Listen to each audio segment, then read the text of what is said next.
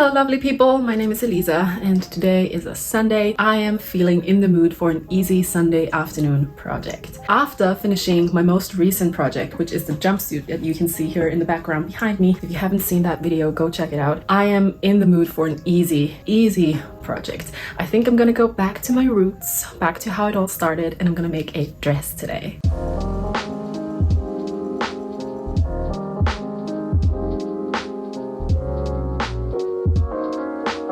I'm gonna work with a fabric that I'm very excited about and that I actually showed you in a recent fabric haul that I did, which is this gorgeous floral print that I bought at the knitting and stitching show here in London. It's by a brand called Fabric Godmother. It's one of their own prints. I'm gonna link the link to this product in the description box. It is just gorgeous. It has these amazing floral stripes on a very dark navy, almost black base, and I couldn't be more excited about this beautiful fabric. That means that I'm going to go for a quite simple design for this dress because I want the print on the fabric to speak for itself.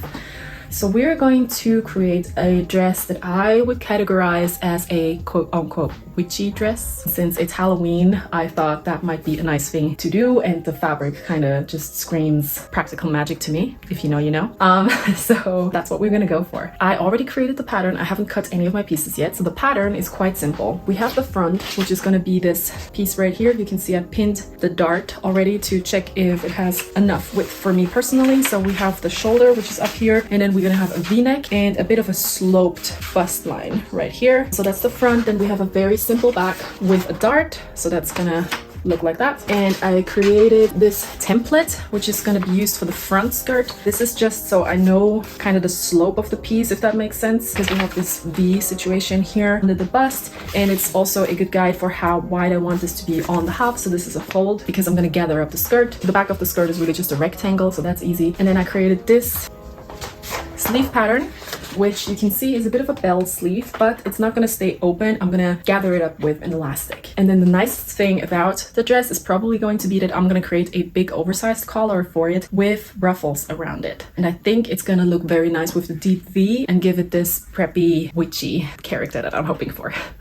All right, so that's the plan for today. I really want to enjoy the session. I'm probably going to make myself a cup of tea first, and then I'm going to start cutting out all of my pieces.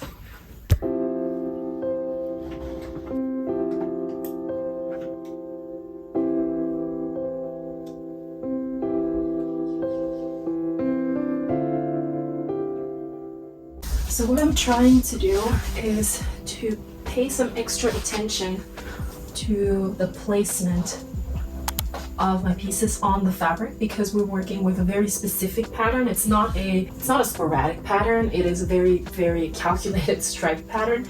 So I will want to take a few more minutes to just suss out exactly the placement of the stripes, make sure I have everything even, and then I can start with cutting out my skirt panels. The first one is going to be the front panel, so I'm using this fold here as my center front. And I have this template here, as I said earlier, which I'm going to place flush with the center front to suss out the slope that I'm looking for. Generally, I also have to think about how long I want the skirt to be, because this is too long. I probably am looking at a midi length. I'm thinking maybe 110 should be good. So I'm placing that along here, and I'm gonna look for 110. I'm gonna place needles there, and then I'm gonna cut along that line.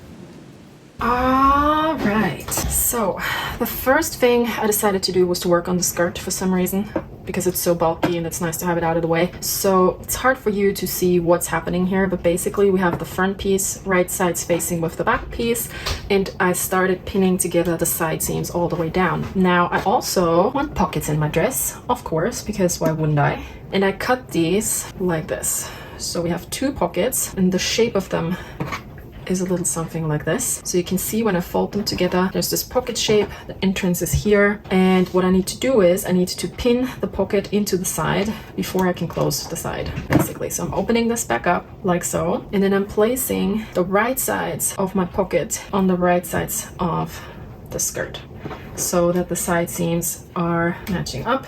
You can see I didn't cut any of this very evenly because this is freestyle, you know, it's what it is. So when I can see that this is protruding out of the natural line of the side seam, I just pin it down as I feel it should be. Then I'm placing the sew and put the back side, right sides touching on top of this. I pin this together.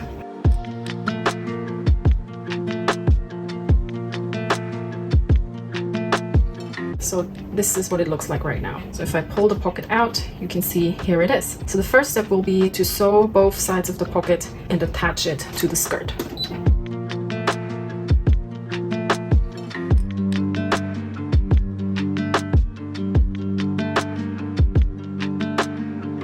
Okay, so as you can see, the sides are serged. What I will also do, I will understitch the entrance to the pocket always to the pocket side. I'm going to use a smaller stitch length for this. So now that the sides of the pocket are serged and understitched, looks like this on the inside. Now I can place the sides back on top of each other. I can pull the pocket out. I will want to make sure that the side seams up here are totally dead center placed on top of each other. So I'm going to make sure that that's the case. I can also make sure that that's the case down here. Again, place a pin. Now the first thing I'm going to do is just sew down here for about 2 centimeters and down here for about 2 centimeters so that the pocket entrance is limited a little bit and it doesn't go all the way down to where the pocket ends, because that could just, I guess, cause a bit of instability with the pocket, and we don't want that. So I'm going to do that now. And then once I do that down here, I can continue sewing the rest of my side seam all the way down to the hem.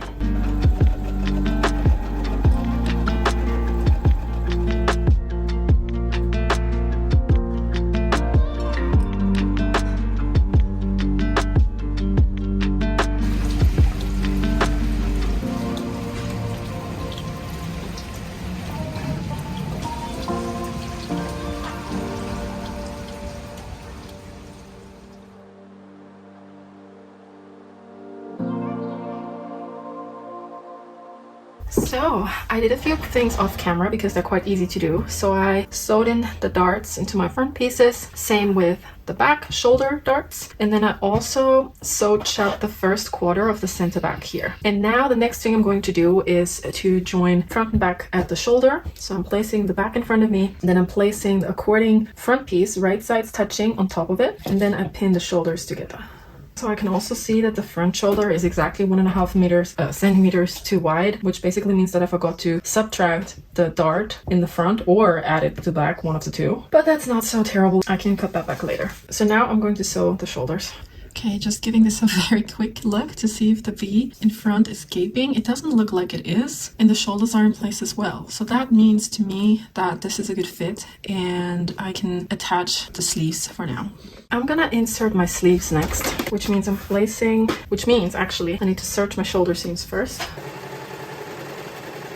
Shoulders are serged. Now we're placing the armhole in front of us like so. I am making sure that the seam lines of the shoulder is facing to the back. I'm grabbing one of my sleeves. I'm taking the shoulder curve, which looks like this, and I'm placing the sleeve so that the right side of the sleeve is facing the right side of the bodice. Now I have a little notch in the middle of my shoulder point in my sleeve, and the seam marks the highest point of the shoulder in the bodice, and this is where I start to pin.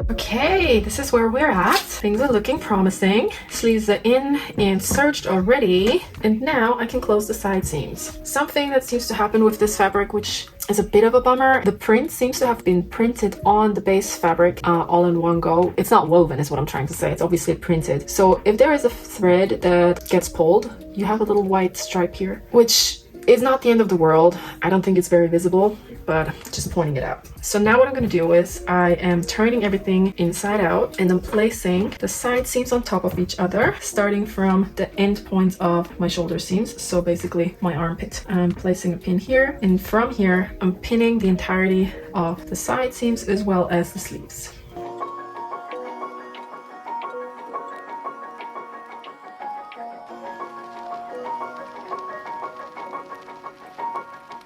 So now that the side seams are pinned, I can sew them.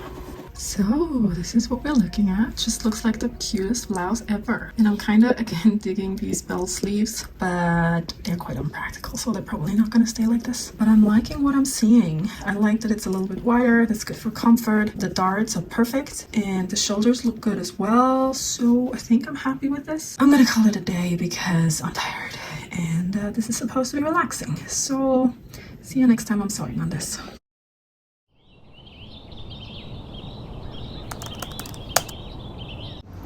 Hi, so it's been a few days since I worked on this piece last, and I just went out to get a few things to complete it. Hopefully today, let's see. So I got some polyester, which is a little see-through. It has a very nice drape to it to create lining for the dress, because I feel like it's gonna up the dress by a couple notches in terms of wearability and make it more sturdy and more luxurious to wear. So this is what I bought. I also bought this laced border. I don't know if I'm going to use this yet, but it could potentially be something that I'm using with the collar if I have enough fabric for the collar, because as it turned out, when I cut all of my pieces from the shell fabric, I didn't have enough. So if I have to shorten the dress, there might be enough fabric to make the collar that I want to make, and maybe I'm gonna use this with it. So surprise, surprise, let's see what happens. And where I bought this lining fabric, I also bought something else for no reason whatsoever, which is this gorgeous velvet.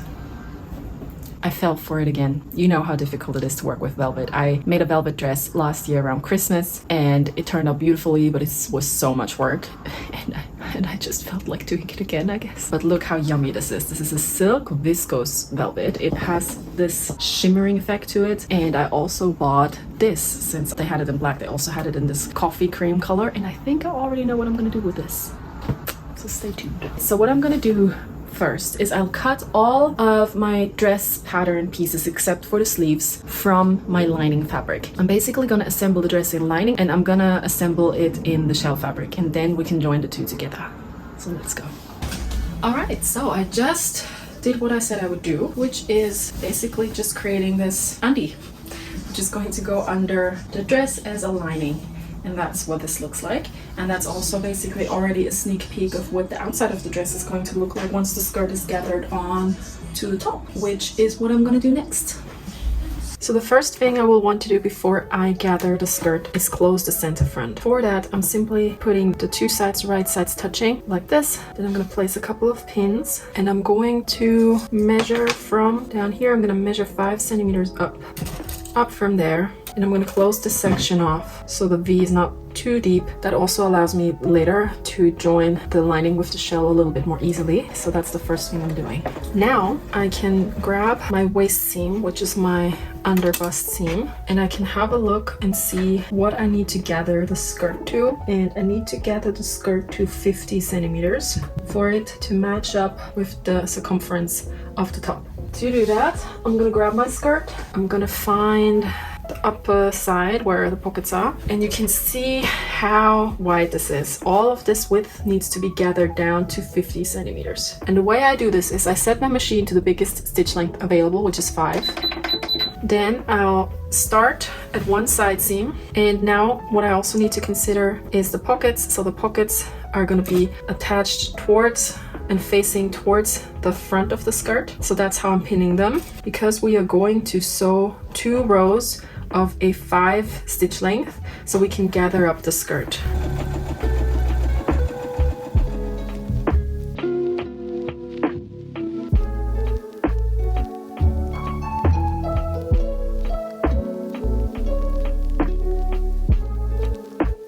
So the skirt is gathered together.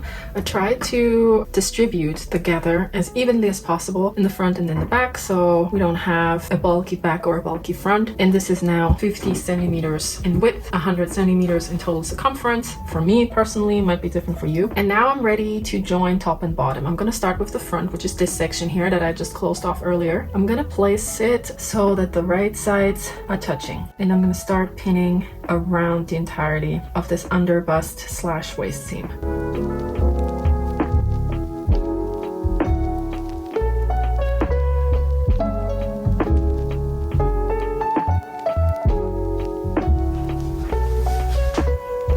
This is a witchy dress, all right, if you ask me.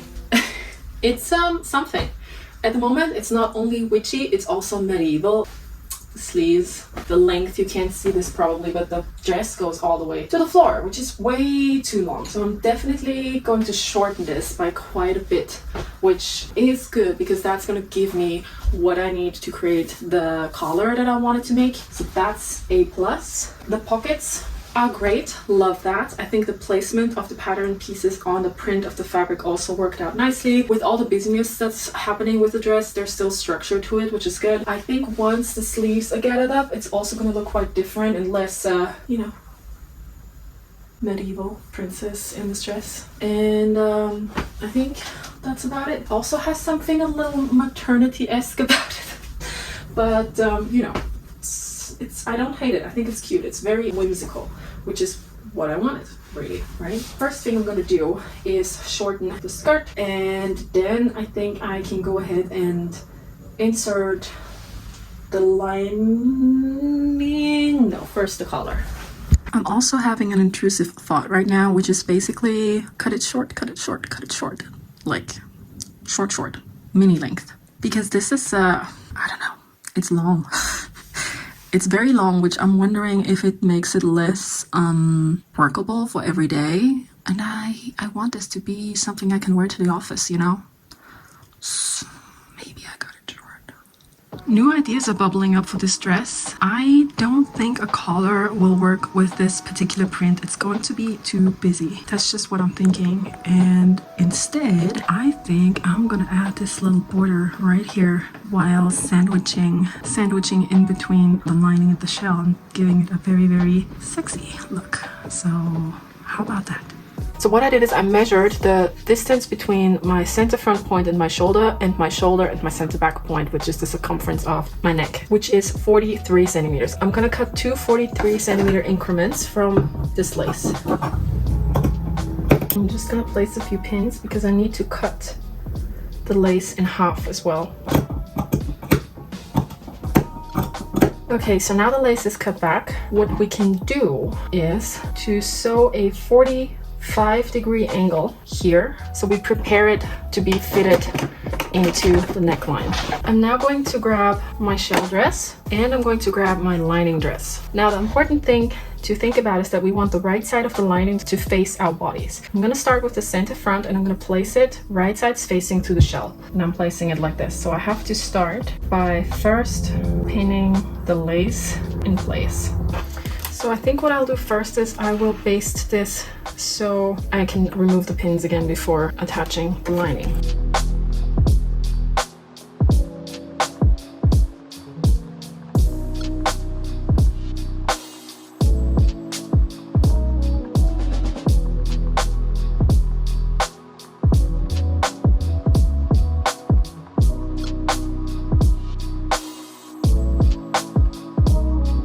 And now we can continue with the lining. So again, as I said, I'm going to take the lining, place it right sides facing with the shell, and I'm going to start with the center front. The center front is a bit of a tricky thing here because we have multiple layers and a V, but as long as you somewhat are able to match it up, you can then hand stitch the rest closed to make it look nice.